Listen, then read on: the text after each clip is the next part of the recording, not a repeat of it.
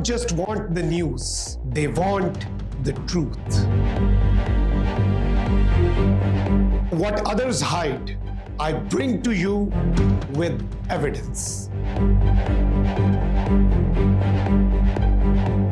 Politics, corruption, human rights. No filters, no fear, just facts. I don't stop until the system shakes.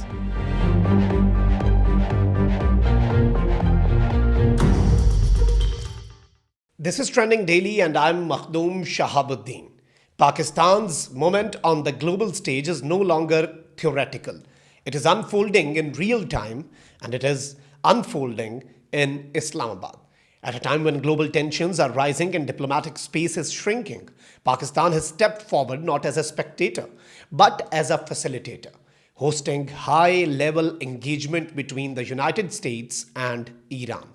Now let's be clear from the start. There is no final deal, no signed agreement, no dramatic handshake moment. But if you think that means failure, you're missing the bigger picture. Because in modern diplomacy, especially in conflicts as complex as US-Iran tensions, the first victory is not an agreement. The first victory is getting both sides to sit in the same room. And that is exactly what happened in Islamabad. For years, Pakistan has been viewed through a narrow lens: security challenges, economic pressures, internal instability. But what we are witnessing now is a shift in that narrative, a deliberate shift, a strategic shift, and a global shift. By hosting direct engagement between Washington and Tehran, Islamabad has repositioned itself not just as a regional player but as a credible diplomatic bridge in one of the world's most sensitive geopolitical fault lines. And that did not happen by chance. It happened because of trust. Trust that Pakistan can provide neutral ground. Trust that Pakistan can manage high-stakes dialogue. And trust that Pakistan can engage both sides without hidden agendas. Think about that for a moment.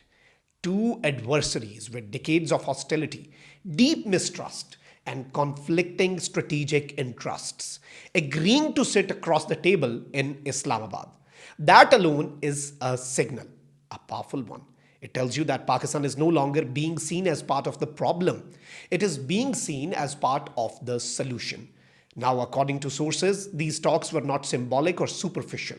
They extended for nearly 20 hours, covering critical and sensitive issues including regional security, sanctions, and nuclear concerns.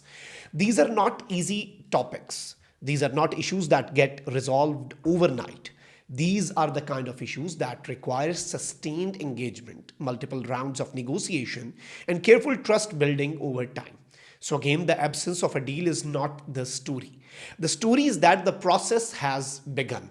And in diplomacy, process is everything. Because once communication channels are opened, escalation becomes harder. Misunderstandings decrease and options expand. Pakistan's leadership played a central role in making this possible. Prime Minister Shehbaz Sharif actively engaged both sides, emphasizing dialogue over confrontation and positioning Islamabad as a neutral and constructive venue. At the same time, Field Marshal Asim Munir provided strategic backing, reinforcing Pakistan's credibility as a state capable of handling sensitive and high-risk diplomatic engagement. This civil-military coordination is important because it sends a message of unity, a message of seriousness, and a message that Pakistan is aligned internally and externally when it comes to facilitating peace. International observers notice these things. They measure not just outcomes but intent, coherence, and capability. And in this case, Pakistan checked all three boxes. Even the choice of Islamabad as the venue carries symbolic weight. Because diplomacy is not just about discussions. It is about locations, signals, and perceptions. Choosing Islamabad means recognizing Pakistan as neutral ground.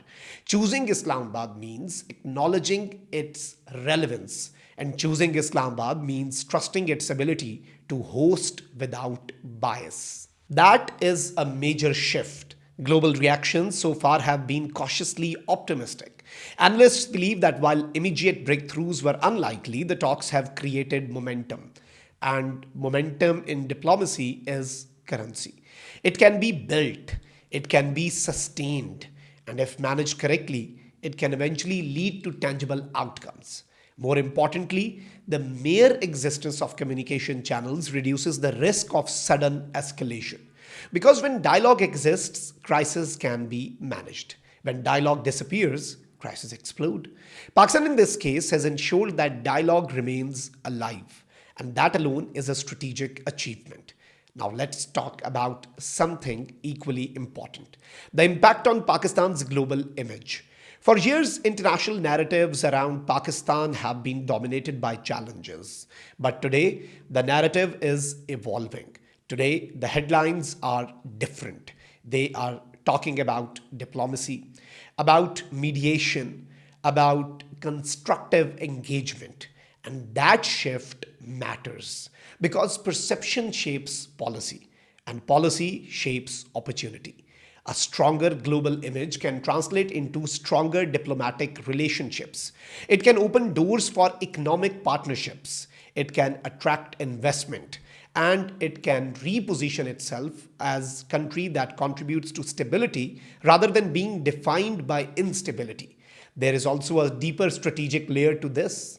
Pakistan has consistently maintained that dialogue is the only sustainable path to peace. This is not a new position by Pakistan, but today it is being demonstrated in action, not just words, because facilitating dialogue between adversaries is not easy. It requires patience, it requires credibility, and it requires the ability to manage pressure from multiple sides simultaneously. Pakistan did that, and it did it effectively. Of course, there are critics, there always are. Some will argue that without a concrete agreement, the talks achieved little. But that argument ignores the fundamentals of diplomacy. No major conflict in history has been resolved in a single meeting. Every breakthrough begins with a conversation. Every agreement begins with a willingness to engage. And every process begins with a first step. Pakistan facilitated that first step. And that is not a small achievement. It is a foundational one because by bringing both sides together, Islamabad has lowered the temperature of a potentially dangerous situation. It has shown that even in the most complex conflicts, dialogue is possible. And that message extends far beyond this one case. It sends a signal to the world that in an era of division, there are still countries willing to build bridges. Looking ahead, the real test will be continuity. Will there be more rounds of talks? Will momentum be maintained and will both sides remain engaged? These are the questions that will define what happens next. But one thing is already clear: Pakistan has entered a new phase, a phase where it is not just reacting to global developments but helping shape them. A phase where it is not just part of regional dynamics but influencing international outcomes. And a phase where it is increasingly seen as a platform for peace. In conclusion, there may be no deal yet, but there is something equally important.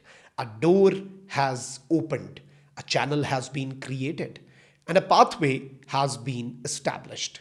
And at the center of that pathway stands Pakistan, a country redefining its role, a country reshaping its narrative, and a country proving that in a divided world, bridges still matter. You are watching Trending Daily. This is your host, Makhdoom Shahabuddin. See you in the next episode.